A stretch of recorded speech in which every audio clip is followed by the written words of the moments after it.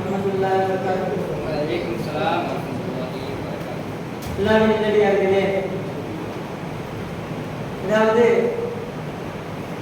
சின்ன விஷயம் சொல்லி முடிச்சுடுறேன். அதாவது இப்போ இருக்கிற அரசோ நம்முடைய கவர்மெண்டோ, அதாவது கிறிஸ்டியன்ஸ் எஜுகேஷன் சிஸ்டம் போட்ட பிளான் என்ன சொன்னா, இஸ்லாமிற்கு எதிரானவங்க போட்ட பிளான் என்ன சொன்னா, இப்போ இருக்கிற இளைஞர்கள் அவங்க இஸ்லாமியர்களை போய் தப்பா யோசிக்கணும், அவங்க தீவிரவாதிகள் என்று சொல்லி அவங்க நினைக்கணும்னு சொல்லி தான் அவங்களுடைய பிளான். அதான் எஜுகேஷன் சிஸ்டத்துல 8th 7th 6th புக்ல இருந்து நீ சோஷியல் சயின்ஸ் புக்கை பார்க்கணும்னு சொன்னா அவுரங்கசீப் ரஹ்மத்துல்லாஹி பத்தி குறைச்சி பேசிட்டே வருவாங்க. சிவாஜிய கிங் சிவாஜியை பத்தி தூக்கி பேசிட்டே வருவாங்க. நான் என்ன சொல்ல வரேன்னா, இன்னல் ஹக்க லா யுபத்தில் இன்னல் பாத்தில லா யுஹிப். நிச்சயமாக சத்தியம் என்பது எப்பவும் பொய்யாகாது, பொய் என்பது சத்தியமாக ஆகாது. அல்லாஹ் நல்லடியார்களே, எல்லாருடைய குழந்தைகளுக்கு அவங்க நோக்கம் அதான். ஆனா அல்லாஹ் சுப்ஹானஹு வ தஆலா அந்த நோக்கத்தை எப்படி முறியடிச்சான்? ஒரு தடவை ஒரு காம்படிஷன், டிராயிங் காம்படிஷன் நடக்குது, ஒரு ஸ்கூல்ல காம்படிஷன் நடக்குது.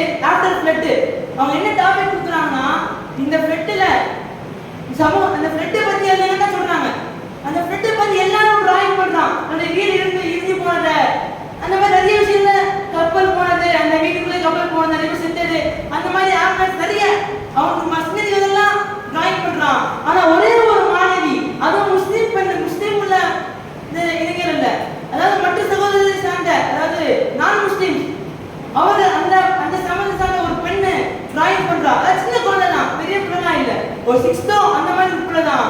அந்த பிள்ளை டிராயிங் பண்ண விஷயம் என்னன்னு தெரியுமா? அங்கேதான் நம்முடைய சமுதாய சேவகர்களுடைய தேவை, அவரை மேம்பட வேண்டும் என்ற விஷயம் இங்கதான் நம்ம விளங்க வேண்டும்.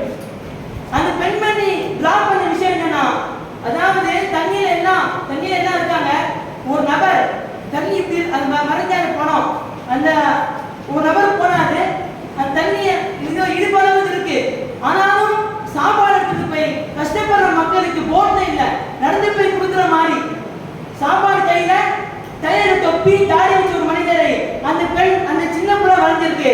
அப்புறம் யோசிக்க வேண்டும், எஜுகேஷன் சிஸ்டம் நினைக்கிறது என்ன, இவங்க எப்படியாவது இஸ்லாமியர்கள் வந்து தவறானவர்கள், அவங்க தீவிரவாதி என்பது அவங்க மனசுல இருக்குன்னு சொல்லி நினைக்கிறாங்க. ஆனா இந்த விஷயம் சமுதாய சேவையின் காரணமாக அது இன்று எல்லாம் வீணாகிவிட்டது. எல்லாருடைய மனசுல இப்போ இஸ்லாமியர்கள் யார், அவங்க தீவிரவாதிகள் நீங்க சொல்லாதீர்கள் என்று சொல்லி மாற்று மத சோதனை சொல்ல ஆரம்பித்து விட்டார்கள். இதுக்கு காரணம் இந்த சமுதாய சமூகம் தான். அல்ஹம்துலில்லாஹ், இதுல எந்த குறையும் இல்லை. ஆனா நான் என்ன சொல்ல வரேன்னா, முக்கியமா நமக்கு தேவைப்படக்கூடிய விஷயம் இதெல்லாம் நம்ம கட்டாதான் இருக்கும். ஆனா முதல்ல நான் சொன்னது ஜார், அதாவது அண்டை வீட்டுக்காரர்கள், அதை நம்ம இன்னும் கொஞ்சம் மேம்பட வேண்டும். இன்னொரு விஷயம் என்ன சொன்னா, நம்ம இஸ்லாம் பதவியத்திற்கு நம்ம சொகுசாக உட்கார்ந்ததுக்கு காரணம் இதில் சில சஹாபிகள் ஒரு காரணம் தான், நான் என்ன சொல்ல வரல. ஆனா இஸ்லாம் எப்போ சுதந்திரம், அதாவது கஷ்டப்படாம அடிவாங்க எப்போ பரவிச்சுன்னா, மக்காவில இருந்து மதீனா அன்சாரி சஹாபாக்கள் தன்னுடைய சமூக சேவையை கொண்டு நபிசாரனுடைய சஹாபாக்களையும் அவங்களுடைய ஊருக்கு வர சொன்னார்களோ, அழைத்தார்களோ, அவர் இந்த பொருட்கள் எல்லாத்தையும் எல்லா விஷயத்தையும் கொடுத்து எப்போ சமூக சேவை செஞ்சாங்களோ, அப்போதான் இந்த 10 வருடம் காலத்தில் தான் இஸ்லாம் என்பது ஓங்கியது என்பதை நாம் ஞாபகம் கொள்ள வேண்டும். அல்லாஹ் நல்லடியார்களே, அதே போல்தான் இந்த விஷயத்தில் நம்ம அவங்களுக்கு பின்தங்கியிருக்கோம். என்னது, எந்த யஹூதிகள் அகதியாக சென்று நம்மை சப்போர்ட் செய்யக்கூடிய, அவருக்கு தெரியுது நம்ம சப்போர்ட் செய்யக்கூடிய ஒரே ஆள் யார், 100 வருஷத்துக்கு முன்னாடி நம்ம சப்போர்ட் செய்யக்கூடிய ஒரே ஆள் யாருன்னா இஸ்லாமிய சமுதாயம் மட்டும் தான் நம்ம சப்போர்ட் செய்யணும். அவனுக்கு புரிஞ்சு இஸ்ரேல் யார், பலஸ்தீனுக்கு உதவி கேட்கிறான். நம்ம சமுதாய மக்கள் இஸ்லாமியர்கள் உதவி செஞ்சாங்க. அப்படிப்பட்ட இஸ்லாமியர்களை அடித்து துன்புறுத்தி எத்தனையோ மக்கள் செத்து கொண்டு இருக்கிறாங்க. எத்தனை பேர் சின்ன பசங்க, உலகம் தான் இனத்திலானவனா இறந்து கொண்டிருக்கான். ஆனா அவங்கள உதவி செய்ய, அவங்கள பாதுகாக்கிறதுக்கு நம்முடைய சமுதாய சேவைகள் இன்னும் முன்படவில்லை. யார் முன்னாடி எத்தனையோ பலமிக்க நாடுகள், அரபிய நாடுகள் இருக்குது, எவ்வளவோ செல்வங்கள் இருக்கிறான். ஆனா இந்த விஷயத்தில் யாரும் முன்படவில்லை. இஸ்ரேலுக்கு போல அதை விட விட்டுருங்க. இந்தியாவிலே எத்தனை பேர் காஷ்மீர்ல இருந்தோம், ஜம்மு காஷ்மீர்ல இருந்தோம், அஸ்ஸாம்ல இருந்தோம், நிறைய முஸ்லிம்கள் விரட்டி இந்த மாதிரி நிறைய பேர் நிறைய டீல பாத்தீங்கன்னா நான் கூட நேத்து கூட ஒரு டீ கடைக்கு போய் டீ குடிச்சிட்டு இருக்கேன். எங்க அசாமர் நீங்க ஏன் இங்க வந்தீங்கன்னு கேட்டா அங்க இஸ்லாமியர்கள் எல்லாம் அடிச்சு வெளியேற்றிட்டாங்க அந்த ஊரை விட்டு. இது சொல்றாங்க எல்லாம் இல்லையார்களே, இந்த இஸ்லாமிய சமுதாயம் சமூக சேவனுடைய பணியில் ஈடுபட வேண்டும். எப்படி அந்த அன்சாரி சஹாபாக்கள் மக்கா நபி ஸல்லல்லாஹு அலைஹி வஸல்லம் அவர்கள் மதீனாவுக்கு வரும்பொழுது தன்னுடைய சமுதாய பொருட்களை கொண்டு உதவி செய்தார்களோ அதே போன்றுதான் இந்த மாதிரி மக்களுக்கு நமக்கு உதவி செய்து நம்முடைய சமூக சேவை என்பது மேம்பட வேண்டும். அப்படி மேம்படுது என்று சொன்னால் நம்முடைய சமுதாயம் நம்முடைய இஸ்லாமியர் என்பது இஸ்லாமிய மேம்பாடு என்பது வளர்ந்து கொண்டு வரும் என்று சொல்லி என்னுடைய உரையை முடிக்கிறேன். அரசியல் ஆன்மீக கதைகள்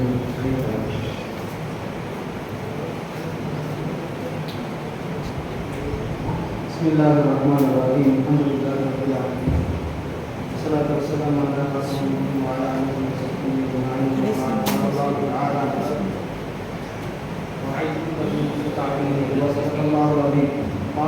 sallallahu alaihi wasallam la hujjata alayhi wa la alayhi wa rasulullah sallallahu alaihi wasallam sayyidullahi Allahi நபியார்களே நபிகள் ஸல்லல்லாஹு அலைஹி வஸல்லம் அவர்கள் சொன்னார்கள், ஒரு தலைவர் எப்படி இருக்க வேண்டும் என்றால் ஒரு தொலைநோக்கு பார்வையுள்ளவராக, ஒரு நன்னறிவு உள்ளவராக, மக்களுக்கு என்ன தேவையோ அதை கொண்டு போய் சேர்க்கக்கூடிய ஒரு தலைவராக இருக்க வேண்டும் என்று பெருமானார் ஸல்லல்லாஹு அலைஹி வஸல்லம் அவர்கள் சொல்லி இருக்க, நம்மை ஆளக்கூடிய தலைவர் கடந்த 2024 தேர்தல் பிரச்சாரத்தில் அவர் சொன்ன விஷயம் என்ன தெரியுமா? இஸ்லாமியர்கள் பிற்படுத்தப்பட்ட சமூகம் என்று சொல்லி இஸ்லாமியர்களுக்கு ஒரு தனி இடஒதுக்கீடை நீங்கள் ஒதுக்க பார்க்கிறீர்களா? நான் ஆட்சியில் இருக்கும் வரை அது நடக்காது. இன்று ஆட்சி லேசாக மாறியது போல தெரிந்தாலும் காட்சி எல்லாம் ஒன்றுதான். அப்படியே தான் எல்லாரும் இருக்கிறார்கள். இதை வைத்துக் கொண்டு இப்படி ஒரு நிலையை நாம் இருக்கும் பொழுது நம் சமுதாய மக்களை ஒரு மேம்பட்ட நிலையில் கொண்டு சென்று விடலாம் என்று நினைக்கிறது ஒரு தவறான விஷயம். அந்த ஆட்சியின் பக்கம் நாம் வர வேண்டும் என்ற சிந்தனை நமக்கு எப்போது வருகிறதோ அப்பொழுதுதான் இஸ்லாமிய மக்களை நாம் ஒரு மேம்பட்ட இடத்திற்கு கொண்டு செல்ல முடியும். சகோதரர்கள் அநியாயமான முறையிலே இந்த ஆட்சியினால் பயங்கரமான முறையில் கொலை செய்யப்படுகிறார்கள். ஒன்றும் இல்லை, ஒரு 15 வருட காலமாகத்தான் இது அதிகமாக நடந்து கொண்டிருக்கிறது. நாம் எல்லாம் கேள்விப்பட்ட சமூகம் தான். ஒவ்வொரு இடத்திலும் நாம் கேள்விப்படுகிறோம், இங்கே இஸ்லாமியர் இப்படி அடித்துக் கொல்லப்படுகிறார், இங்கே ரயிலிலே ஒரு இஸ்லாமியர் அடித்துக் கொல்லப்படுகிறார் என்பதையெல்லாம் நாம் பார்த்து கொண்டேதான் இருக்கிறோம். ஜார்க்கண்ட்ல ஒரு 2 அப்பாவி முஸ்லிம்கள் சின்ன பசங்க, அவங்க பேர் மஸ்னூல் அன்சாரி இம்தியாஸ் என்கிற 13 வயது பையன். 2 பேர்களையும் ஒரு சில பசு குண்டர்கள் அடித்து கொலை செய்வதற்கான முயற்சி நடந்து கொண்டிருக்கிறது. இதை பார்த்து கொண்டிருக்கிற அரசாங்கத்தின் ஒரு அங்கமாக திகழ்கிற போலீஸ் அதிகாரிகள் பார்த்து கொண்டே இருக்கிறார்கள். அந்த பையன் அங்கே அடிக்கப்பட்டு கதற அடிக்கப்பட்டு கொலை செய்யப்படுகிறார். இதனால் இப்படிப்பட்ட இந்த கொலையை நம்மால் எப்படி தடுக்க முடியவில்லை. ஒன்று இப்படி கொலை செய்தார்களே, அவர்களுக்கு நாம் என்ன நீதி, அவன் குடும்பத்துக்கு நாம் என்ன நீதி கொடுக்க போறோம் என்று யோசித்து பார்த்தால் இன்று நாம் எந்த வகையிலும் அவர்களுக்கு உண்டான நீதி வாங்கி கொடுக்க முடியாத ஒரு இடத்தில் தான் நாம் அமர்ந்திருக்கிறோம். காரணம் என்றால் நாம் எந்த இடத்திலும் எதையும் பேச முடியாத ஒரு நிலை.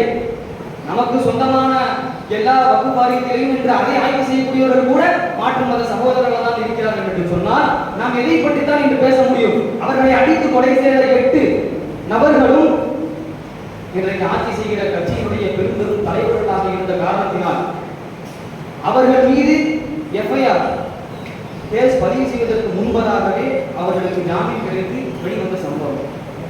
இப்பொழுது நாம் நம்முடைய சமூக சேவைகளின் மூலமாகவோ அரசியல் ஆளுமையின் மூலமாகவோ அதை நம்மால் அவர்களுக்கு ஒரு சரியான நீதியை வாங்கி சமூக சேவை மூலமாகவோ ஆளுமையின் சேவை மூலமாகவோ அவர்களுக்கு ஒரு சரியான நீதியை நம்மால் வாங்கி கொடுக்க முடியுமா? உமர் ரலியல்லாஹு தஆலா அவர்கள் அவர்களை எப்படியாவது பிடித்து விட வேண்டும் என்ற இந்த உலகத்திற்கு ஒரு ஆசை துரத்தி பார்த்தது. ஆனால் உமர் ரலியல்லாஹு தஆலா அவர்கள் எல்லா விஷயத்திலேயும் தன்னுடைய அரசியல் ஆளுமையின் மூலமாக வெற்றி பெற்றார்கள். இன்று உலக தலைவர்கள் அனைவரும் இஸ்லாத்தை பார்த்து வியக்கிறார்கள் என்று சொன்னார். அதில் உமர் ரலியல்லாஹு தஆலா அவர்களுடைய ஆட்சி அதிகாரம் தான் மிகப்பெரிய பங்கு வகிக்கிறது. அவர்கள் சொன்னார்கள், எப்பொழுது இந்த அரசாங்கம் என்பது உமர் ரலியல்லாஹு தஆலா அவர்களுடைய ஆட்சி போல வருகிறதோ அப்பொழுதுதான் இந்த ஆகும் என்பதில் எந்த விதமான சந்தேகமும் இல்லை என்று சொன்னால், இந்த நாம் ஒரு மிகப்பெரிய ஒரு அரசு சாம்ராஜ்யத்திற்கு சொந்தக்காரர்கள். நாம் வரலாற்றை நாம் மறந்துவிட்டோம், எப்படிப்பட்ட சமூகத்திற்கு சொந்தக்காரர்கள் என்பதை. இன்று நம்மிடத்திலே ஒரு ஆதிக்கம் செலுத்த வேண்டும் என்று சொன்னார், நம்மிடத்திலிருந்து முதலில் பறிக்கப்படுவது என்றால் நம்முடைய உரிமைகளை தான், நம்முடைய அதிகாரத்தை தான் நம்மிடத்திலிருந்து முதலில் பறிக்கப்படுகிறது. அப்படி பறிக்கப்பட்டுதான் இன்று வட மாநிலங்களில் அதிகமான பகுதிகளை அவர்கள் ஆட்சி செய்து இந்த இஸ்லாமிய மக்களை அதிகமாக துன்புறுத்திக் கொண்டிருக்கிறார்கள் என்பதில் எந்த விதமான சந்தேகமும் இல்லை. அது மட்டுமல்ல, வெகு விரைவில் தமிழகத்தையும் நாங்கள் பிடிப்போம், அங்கேயும் எங்களுடைய ஆதிக்கத்தை கொண்டு வருவோம் அப்படின்னு சொல்றதுக்கு காரணம் என்ன? இங்கு உள்ள அரசு அதிகாரங்களை அவர்கள் பெற்றுக்கொள்ள வேண்டும் என்ற நோக்கத்தில் தான். எனவே அதிகாரம் நம்மிடத்தில் வந்துவிட்டால் நாம் தான் ராஜா, நாம் என்ன வேண்டுமானாலும் செய்யலாம். ஆனால் இஸ்லாமியர்கள் அப்படி செய்ய மாட்டார்கள். அது உமர் ரலியல்லாஹு தஆலா அன்ஹு அவர்களுடைய ஆட்சி அதிகாரத்தை பின்பற்றித்தான் நம்முடைய சமூகம் ஆளுமையை எதிர்பார்க்கும், ஆளுமையை செய்யும் என்பதை கூறியவனாக என்னுடைய வார்த்தையை நிறைவு செய்கிறேன். வார்த்தை தான் ஆளுமைகளின் சேவை அதிகரிக்கிறது.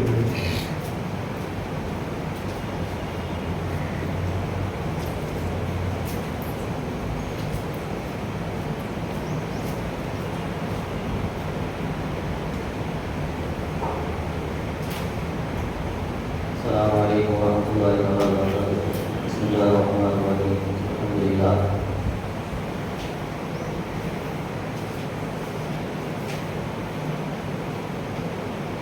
வருங்காலத்தில் இஸ்லாமிய சமுதாயத்தின் நலன் மேம்பட வேண்டும் என்று சொன்னால் ஆலிம்களுடைய சேவையை அதிகரித்தால் மாத்திரமே அது சாத்தியம். ஒரு நிகழ்வை பகிர்ந்து கொள்வதற்கு நான் ஆசைப்படுகிறேன். ஒரு பள்ளியிலே நடைபெற்ற ஒரு கலந்துரையாடல் நிகழ்ச்சி. மறைந்த முன்னாள் ஜனாதிபதி, பொக்ரான் வீரன், ஏவுகணை நாயகன் என்று அழைக்கப்பட்ட மறைந்த முன்னாள் ஜனாதிபதி ஏபிஜே அப்துல் கலாம் அவர்கள் அந்த பள்ளிக்கு சீஃப் கெஸ்டாக, சிறப்பு விருந்தினராக அழைக்கப்பட்டிருக்கிறார்கள். அவர்கள் மாணவர்களுக்கு முன்பு நடத்திய அந்த கலந்துரையாடலில் மாணவர்களுக்கு ஒரு வாய்ப்பு கொடுக்கிறார். நீங்கள் ஏதாவது எனக்கு கேள்வி கேளுங்க, நான் உங்களுக்கு பதில் சொல்கிறேன் அப்படின்னு. அப்போ அந்த மாணவர்களுடைய தரப்பிலிருந்து ஒரு மாணவர் இருந்து ஒரு கேள்வியை கேட்கின்றார். இந்தியா அது பெற்றிருக்கின்ற சாதகம் என்ன, அதன் பாதகம் என்ன என்று அந்த மாணவருடைய கேள்வி. அதற்கு ஜனாதிபதி ஏபிஜே அப்துல் கலாம் அவர்கள் பதில் சொல்கின்றார்கள், இந்தியாவினுடைய சாதனம் என்பது அது அதிகமான இளைஞர் சக்தியை பெற்ற ஒரு நாடு. இந்தியாவில் வாழக்கூடிய குடிமக்களில் அதிகமானவர்கள் இளைஞர்கள். அதே நேரத்தில் அதனுடைய பாதகம் என்பது அந்த இளைஞர்கள் தங்களுடைய அந்த ஆற்றலை, தங்களுடைய திறமையை இவர்கள் வீணடித்துக் கொண்டிருக்கிறார்கள். சமீபத்திய ஒரு கணக்கெடுப்பின்படி இந்தியாவினுடைய இளைஞர்களுடைய சதவீதம் எந்த அளவுக்கு இருக்கிறது சொன்னால், இந்திய மக்கள் தொகையில் 50% அதற்கும் அதிகமானவர்கள் இளைஞர்களாகத்தான் இருக்கிறார்கள். ஆக இந்த அப்துல் கலாம் அவர்களுடைய இந்த நிகழ்வில் இருந்து நமக்கு தெளிவுபடுகின்ற விஷயம் என்னவென்று சொன்னால், இளைஞர்களை சரி செய்தால் இந்தியா மட்டுமல்ல இஸ்லாமியர்களும் அவர்களுடைய நலனை மேம்படுத்தி விடலாம். இந்த இளைஞர்களுடைய ஆற்றல், திறன் அது எந்த வகையில் வீணடிக்கப்படுகிறது என்று நாம் சிந்தித்தோம் என்று சொன்னால், நமக்கு ஒற்றை வரியில் விளங்குவது இணையம். ஒரே வார்த்தையில் கூற வேண்டும் என்று சொன்னால் இன்டர்நெட்னு சொல்லி முடிச்சிடலாம். ஏன்னா ஒரு காலத்துல வெஸ்டர்ன் கல்ச்சர் வந்தது, இது அந்த காலம் முடிவடைந்து இது கொரியன் கல்ச்சரை உள்ளே திணிக்கின்ற காலமாக இது மாறிவிட்டது. இளைஞர்கள் கொரியன் கல்ச்சரிலே மூழ்கிவிட்டார்கள். அது மட்டுமல்ல, ஆபாசங்கள் நிறைந்து வருகின்றது மட்டுமல்ல, அது இலவசமாக அள்ளி தெரிக்கப்படுகின்றது. இளைஞர்களுடைய சிந்தனை ஒரு குறிப்பிட்ட விஷயத்திற்கு முடக்கப்படுகின்றது. இதே போல்தான் ஜாஹிலியாவில் இளைஞர்கள் அகப்பட்டு கிடந்த அந்த நேரத்தில் எம்பெருமானார் ஸல்லல்லாஹு அலைஹி வஸல்லம் அவர்களுடைய சிந்தனையை தூண்டி அவர்களை அறிஞர்களாக மாற்றினார்கள், ஆய்வுகளாக மாற்றினார்கள். அந்த சமுதாயத்தை ஜாஹிலியாவில் இருந்து ஒரு மேம்பட்ட சமுதாயமாக, ஒரு முன்மாதிரி சமுதாயமாக மாற்றினார்கள்.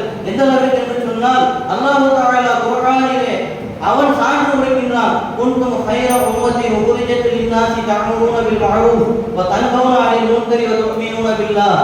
இந்த சமுதாயம் மக்களுக்காக வெளிப்பட்ட சமுதாயங்களிலே மேம்பட்டதாக ஆகிவிட்டது. ஏனென்று சொன்னால் நீங்கள் நல்லதை கொண்டு ஏவுகின்றீர்கள், தீயதை விட்டு தடுக்கிறீர்கள், அல்லாஹ்வை ஈமான் கொண்டிருக்கின்றீர்கள். ஆக இந்த சமுதாயத்தை மேம்பட்ட நிலைக்கு கொண்டு வந்தது நாயகம் ஸல்லல்லாஹு அலைஹி வஸல்லம் அவர்கள். அவர்களை ஆலிம்களாக ஆக்கினார்கள். அவர்கள் ஒரு ஆலிமாக இருந்து செயல்பட்டார்கள்.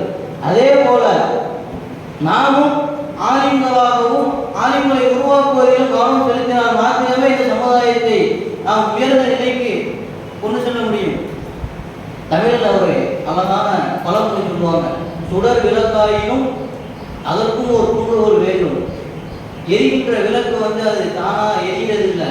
அதை யாரேனும் ஒரு ஆள் பற்ற வைத்தால்தான் அது எரிந்து அந்த இருளுக்கு பிரகாசத்தை தருகின்றது. அதே போல் இந்த இளைஞர் சக்தி இந்தியாவில் மட்டுமல்ல, ஒட்டுமொத்த இஸ்லாமிய உலகத்திலும் இளைஞர் சக்தி வீணடிக்கப்பட்டுக் கொண்டிருக்கின்றது. அதை பற்ற வைக்கின்ற, அதை பிரகாசிக்க செய்கின்ற இடத்தில் ஆலிம்கள் இருக்கின்றார்கள். இளைஞர்களை பக்குவப்படுத்துகின்ற, பண்படுத்துகின்ற ஒரு தார்மீக பொறுப்பும் கடமையும் ஆலிம்களுடைய கையிலே தான் ஒப்படைக்கப்பட்டிருக்கின்றது. அந்த வகையில் ஆலிம்களுடைய சேவைகளை மேம்படுத்தினால் மாத்திரமே இந்த இஸ்லாமிய சமுதாயம் வருங்காலத்தில் மேம்பாடு அடைய முடியும் என்று என்னுடைய கருத்தை பதிவு செய்தவனாக வாய்ப்புக்கு நன்றி கூறி விடைபெறுகிறேன். அஸ்ஸலாமு அலைக்கும் வரஹ்மத்துல்லாஹி வபரகாத்துஹு.